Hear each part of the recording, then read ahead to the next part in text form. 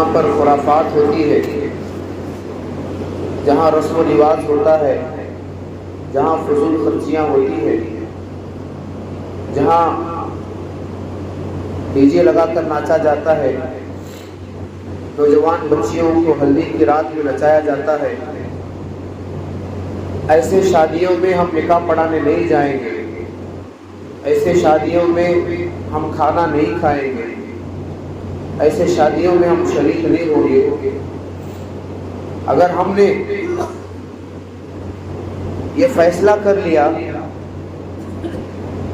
تو کسی کی مجال ہے کہ شادیوں میں ایسے رسومات کریں۔ لیکن دوستو بزرگوں، ہماری ہی غلطی ہے، ہماری نادانی ہے۔ سب سے پہلے سجل بک کر لے کر پہنچنے والے ہم ہی ہوتے ہیں۔ کچھ ہدیہ مل جائے گا، 500 1000 1500 روپے ہدیہ مل جائے گا، اس نیت سے جو ہے جن شادیوں میں ناچ گانا ہوتا ہے، جن شادیوں میں ہلدی میں پتے کھیلے جاتے ہیں، جوا بازی کھیلا جاتا ہے، خرافات ہوتے ہیں، ایسے شادیوں میں شریک ہوئی۔ اور آپ دیکھیں گے دوستو بزرگوں، ایسی شادیوں میں اکثر ذلت ہی اٹھانی پڑتی ہے۔ ہم نے اپنے آنکھوں سے دیکھا،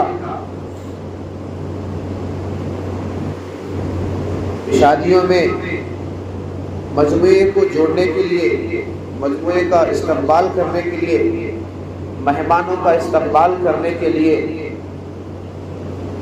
جینٹس اور لیڈیز باڈی گارڈ کو بلایا جاتا ہے، جن کے کپڑے چھوٹے چھوٹے ہوتے ہیں۔ آنے جانے والے ہر ایک کی نظر جو ہے ان لڑکیوں پر پڑتی ہے، ایمان ہی چلا جاتا ہے۔ ہم نے ایسے شادیاں دیکھی جس میں لڑکیوں کو جو ہے استقبال کے لیے کھڑا کیا جاتا ہے، ہر ایک ہوس بھری نظر سے ان لڑکیوں کو دیکھتا ہے۔ آپ بتائیں کیا ایسے شادیوں میں برکت آئے گی؟ ایسا ہی ہوا کہ برکت چلی گئی، بہت بڑا منڈپ ہوا، بہت بڑا کھانا بنایا گیا، کئی نمونے کے ڈشز بنائے گئے، لیکن شادی میں سب کو راضی کرنے کی کوشش ہو گئی، لیکن اللہ کو ناراض کر کے وہ شادیاں کیسے کامیاب ہو سکتی ہے؟ اللہ کو ناراض کر کے سب کو خوش کرنے کی نیت سے کئی نمونے کے کھانے بنائے، کئی جو ہے سجایا دجایا گیا، لیکن اللہ کا کرنا ایسا ہو گیا کہ کھانے میں برکت چلی گئی، کھانے میں برکت چلی گئی، جس کی وجہ سے جو لوگ بڑوں کی شادی ہے، شاندار کھانا ملے گا، اچھے سے اچھا کھانا ملے گا، جو یہ سوچ کر آئے ہوئے تھے خالی پیٹ چلے گئے گالیاں دیتے ہوئے۔ تو یہ ہے دوستو بزرگوں فضول خرچی کا نتیجہ۔ اسی لیے آپ صلی اللہ علیہ وسلم کے اور صحابہ کی سیرت اٹھا کر دیکھیں، آپ صلی اللہ علیہ وسلم اور صحابہ کی سیرت میں آپ کو کہیں پر بھی شادی کے کھانے کا ذکر نہیں ملے گا۔ شادی ہو، نکاح ہو، اور لڑکی والوں کے طرف سے کھانا ہو، اور لڑکے والوں کی یہ مانگ ہو کہ ہم 1000 لوگ لائیں گے، 2000 لوگ لائیں گے، آپ کو پوری سیرت میں کہیں پر بھی نہیں ملے گا۔ ایک صحابی ہے، صحابہ اکرام رضوان اللہ تعالی علیہ مجمعین کو اللہ کے نبی سے بے حد محبت تھی، بے حد محبت تھی۔ اللہ کے نبی کے ایک ایک اشارے پر اپنی جانیں قربان کرنے والے صحابہ۔ ایک صحابی مجموعے میں آئے، مجلس میں آئے، اللہ کے نبی نے پوچھا کیا تم نے نکاح کر لیا؟ تو صحابی نے کہا کہ اللہ کے نبی گزشتہ کل ہی میرا نکاح ہوا۔ اتنے سادگی سے نکاح کرتے تھے کہ اپنے حضرت نبی محمد پاک صلی اللہ علیہ وسلم کو بھی بتانا ضروری نہیں سمجھے، اتنے سادگی کے ساتھ نکاح ہو۔ تو پھر آپ صلی اللہ علیہ وسلم نے ارشاد فرمایا اس صحابی سے کہ ولیمہ کر لینا، چاہے ایک بکری کا بچہ ہی ذبح کر کے کیوں نہ ہو۔ ولیمے کا ذکر ملتا ہے دوستو بزرگوں، ولیمے کے کھانے کا ذکر ملتا ہے، لیکن پوری سیرت میں آپ کو شادی کے کھانے کا ذکر کہیں بھی نہیں ملتا۔ شادی کا کھانا اور لڑکی والوں کی طرف سے کھانا یہ کہیں بھی نہیں ملتا۔ تو جسے اللہ کے نبی نے منع کیا ہے، جسے صحابہ نے نہیں کیا ہے، آج میں اور آپ اور آج کے علماء کیسے اسے جائز کر سکتے ہیں، کیسے اسے حلال کر سکتے ہیں؟ بھائی سوچے ذرا کہ لڑکی کا باپ کس طریقے سے مشقت اٹھا کر، کہاں کہاں سے قرضہ نکال کر، کہاں کہاں سے سنگ نکال کر، وہ جب بچی بالغ ہوتی ہے، بڑی ہوتی ہے، تو اس کے اوپر ایک بوجھ بن کے بیٹھ جاتی ہے، اور وہ اس بوجھ کو اتارنے کے لیے نہ جانے کیا کیا کام کرتا ہے، نہ جانے اس سود سے پیسے نکالتا ہے، سنگ سے پیسے نکالتا ہے، فلاں فلاں کے پاس سے قرض لیتا ہے، اور وہ اس کھانا کو اور جو ہے ایسے تکلیف سے حاصل کر کے پیسے، اس پیسے سے بنائے ہوئے کھانے کو میں اور آپ جا کر جو ہے مزے سے کھاتے ہیں۔ نکاح ایک عبادت ہے، نکاح ایک عبادت ہے، اور عبادت اللہ کے گھر میں کی جاتی ہے، اور عبادت سادگی سے کی جاتی ہے، اور عبادت اللہ کی رضا کے لیے کی جاتی ہے، شان و شوکت بتلانے کے لیے نہیں کی جاتی، اپنی عزت بڑھانے کے لیے نہیں کی جاتی۔ آج ماحول یہ بن گیا ہے کہ ہر غریب سے غریب باپ جو ہے یہ سوچتا ہے کہ فلاں شخص سے اپنی بیٹی کی شادی بڑی دھوم دھام سے کی ہے، میں اس سے دھوم دھام سے کروں، چاہے مجھے کچھ بھی کرنا پڑے۔ وہ اپنی پراپرٹی بکاتا ہے، وہ اپنا کھیت بکاتا ہے، وہ اپنے گھر بکاتا ہے، وہ اپنے پلاٹ بکاتا ہے، ایک بیٹی کی شادی کے لیے اپنا پورا سب کچھ لگا کر وہ ایک شادی کرتا ہے۔ ایسے شادیوں میں شریک ہو کر جو ہے ہم جا کر کھانا کھاتے ہیں۔ دوستو بزرگوں، نکاح میں، شادی میں کا کھانا کہیں بھی آپ کو نہیں ملتا۔ آپ صلی اللہ علیہ وسلم کے زمانے میں جو نکاح ہوا کرتے تھے وہ کھجور کے اوپر نکاح ہوتے تھے، وہ کھڑی شکر کے اوپر نکاح ہو جایا کرتے تھے، سادگی کے ساتھ۔ آج بھی اگر آپ گجرات اور سورت کے علاقے میں جائیں گے تو ایسا دو آدمی بیٹھے بیٹھے بات ہوئی کہ میرا بچہ مدرسے سے فارغ ہو کر آ گیا، حافظ بن کے آ گیا، عالم بن کے آ گیا، اور دوسرا شخص کہتا کہ میری بچی بھی بڑی ہو گئی ہے، بالغ ہو گئی ہے، اب اس کا نکاح کرنا ہے۔ تو دونوں وہ دوست جو ہے آپس میں بات کرتے ہیں، بھائی میرا بیٹا بھی جوان ہے، تمہاری بیٹی بھی جوان ہے، چلو ہم نکاح کر دیں گے تاکہ ہمارے رشتے مضبوط ہو جائیں، اور اسی بات میں جو ہے دو چار آدمیوں کو بلا لیتے ہیں، اور اگلے کو گواہ وکیل بنا کر وہیں پہ نکاح کر دیتے۔ اتنی سادگی کے ساتھ نکاح، چائے پلا دیے، کھجور کھلا دیے، ختم ہو گیا۔ تو یہ دوست بزرگوں، یہ نکاح عبادت ہے، ایسے نکاح کو عبادت کہا جاتا ہے۔ لیکن آج ہمارے نکاح سٹیج پر ہو، کیمرے کے سامنے ہو، بڑے بڑے جو ہے کیمرے مین ہو، بے پردگی ہو،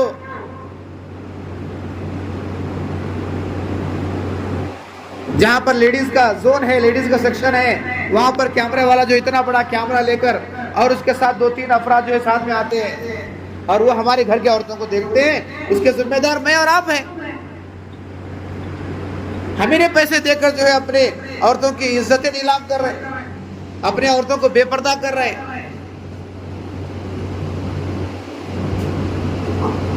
تو یہ فضول خرچی کا دور کیا ہے؟ اور شادی کے موقع پر گھروں کو جو ہے کمکموں سے، لائٹنگ سے سجایا جاتا ہے، یہ فضول خرچی نہیں ہے اور کیا ہے؟ یہ اللہ کی دی ہوئی نعمت کی فضول خرچی نہیں ہے تو اور کیا ہے؟ 8 دن، ایک ہفتہ تک جو ہے گھروں کو لائٹنگ کر کے سجایا جاتا ہے۔ وہ لائٹنگ کے خرچے میں کسی غریب کا نکاح ہو سکتا ہے، وہ لائٹنگ کے خرچے میں۔ اور ایک ہمارے پاس جو ہے ایک ٹرینڈ چلا ہے کہ ہلدی کی رات میں جو ہے ہر ایک عورت مرد سب ہلدی جیسے کپڑے پہنیں گے، اور سب جو ہے دولہے کو، دلہن کو، سب محرم نامحرم کوئی فرق نہیں ہے، سب آ کر جو ہے ہلدی لگائیں گے، سب آ کر ہلدی لگا رہے ہیں۔ یہ ہمارے ماحول میں چلا ہے۔ اور ایک ٹرینڈ یہ چلا ہے کہ ہلدی کے موقع پر جو ہے پہلے ہلدی کا کھانا کھلاتے تھے، اب جو ہے اس کا نام بدل، نیت وہی ہے ہلدی کھانا سے، صرف نام بدل کر حقیقہ ہلدی کھانا نہیں کھاتے لوگ، بول کر کیا کر رہے ہیں اب اسے بدل کر جو ہے اس کا نام حقیقہ دے دیے۔ اللہ نہیں جانتا نیتوں کو، اللہ تو سب جانتے ہیں۔ اور گھروں کی اوپننگ گھر بنا کر، شاندار گھر بنا کر جو ہے وہ گھر بنا کر گھر کی اوپننگ کو جو ہے، اوپننگ کا نام وہ ہے ہی نہیں، کھانا اوپننگ کا کھانا ہے ہی نہیں، تو اسے کیا نام دیں گے؟ حقیقے کا، حقیقہ بنا۔ یہ دھوکہ ہمیں تو دے سکتے ہیں لیکن اللہ کو دھوکہ نہیں دے سکتے۔ ایسی فضول خرچیاں دوستو بزرگوں، ایسی شادیوں میں کیسے جانا؟ اگر ہم سب نے مل کر، ذمہ دار مل کر، علماء کی جماعت مل کر، سب مل کر یہ فیصلہ کر لے کہ بھئی جس دن ہلدی میں جہاں پر پتے کھیلے جاتے ہیں، شراب پی جاتی ہے، رات بھر جاگ کر جو ہے گناہ کے کام کیے جاتے ہیں، ایسے شادیوں میں ہم نہیں جائیں گے۔ اگر ذمہ داران اور اگر علماء یہ فیصلہ کر لیے تو کسی کی مجال نہیں ہوگی کہ شادیوں میں ایسے خرافات کرے۔ لیکن کوئی قدم اٹھانے تیار ہی نہیں ہے۔ جو قدم اٹھاتا ہے اسے پاگل کہتے ہیں، بیوقوف کہتے ہیں۔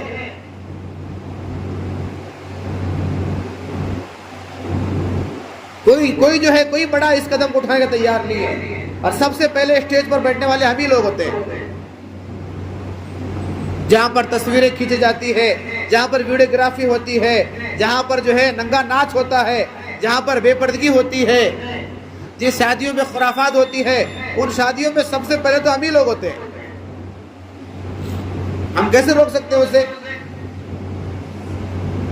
بیاسی ارادہ کریں انشاءاللہ، ورنہ جو ہے ہم بھی اس میں سپڑ جائیں گے، ہم بھی اس میں پھنس جائیں گے۔ اللہ کے سامنے جواب دینے کے لیے ہمارے پاس کچھ الفاظ نہیں ہوں گے۔ اگر ہم نے شادیوں میں کھانا چھوڑ دیا تو کسی بچی کے باپ کو، کسی دلہن کے باپ کے اوپر بوجھ نہیں ہوگا۔ وہ کتنی تکلیف سے جو ہے پیسہ حاصل کر کے، جو اپنی پوری زندگی کی کمائی ہے، وہ ایک بیٹی کی شادی پر اسے خرچ کرنے پر مجبور کر دیا جاتا ہے۔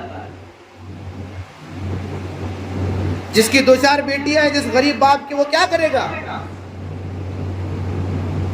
یہ ہم لوگوں کو کیوں نہیں سمجھ میں آ رہا؟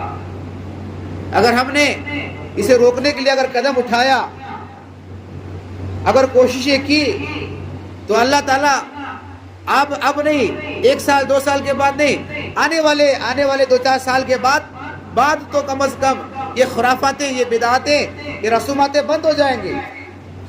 اللہ کے نبی یہ سب خرافات کو ختم کرنے کے لیے، بدعات کو ختم کرنے کے لیے، شرک اور رسومات کو ختم کرنے کے لیے دنیا میں تشریف لائے۔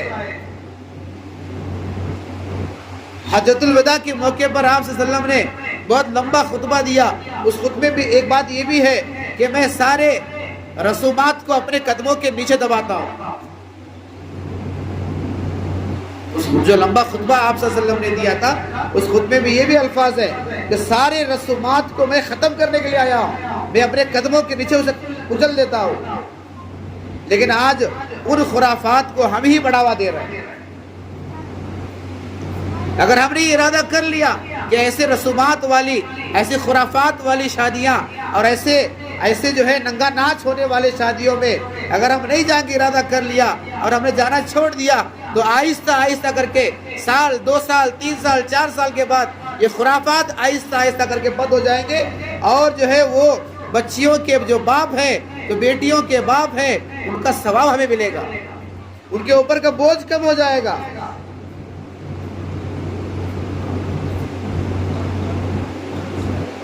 تو اس سے دوستو بزرگوں، ہم ارادہ کریں اس بات کا کہ ایسی شادیوں میں جہاں میں ہلدیوں میں ناچا جاتا ہے، ہلدیوں میں ڈی جے لگایا جاتا ہے، شادیوں میں ڈی جے لگایا جاتا ہے، ایسے شادیوں کو جانے سے ہم جو رک جائیں، ہم ارادہ کریں اس بات کا، کریں گے انشاءاللہ۔ اور جو ہے، اور جہاں کہیں بھی اگر ایسا موقع ملے، ہم جو ہے بے دھڑک بول دیں ایسا کہ بھی ایسا کر رہے، یہ شریعت کے خلاف ہے، اللہ رسول اس سے ناراض ہوتے ہیں، یہ بند کرو۔ لیکن ہم نے کسی کی ہمت ہی نہیں ہوتی، کسی کی ہمت نہیں ہوتی۔